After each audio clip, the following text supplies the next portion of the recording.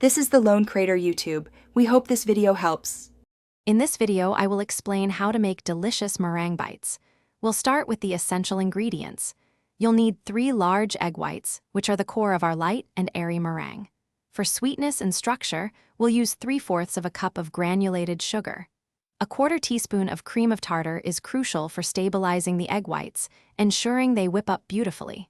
Finally, a 1/2 teaspoon of vanilla extract will add a wonderful aroma and taste to your finished treats. Let's get started. Now, let's talk about whipping the meringue to perfection. First, it's absolutely critical to ensure your mixing bowl and whisk are completely clean and grease-free. Even a tiny bit of fat can prevent the egg whites from whipping properly.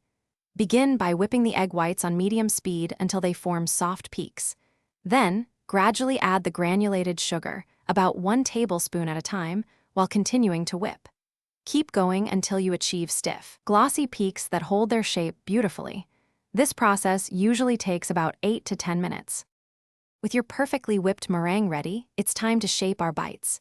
Gently transfer the meringue into a piping bag fitted with your preferred tip, perhaps a star or round tip for classic shapes. Pipe small, uniform mounds, about 1 inch in diameter, onto a baking sheet lined with parchment paper. Leave a little space between each one. Now, for baking, preheat your oven to a low temperature, around 200 degrees Fahrenheit.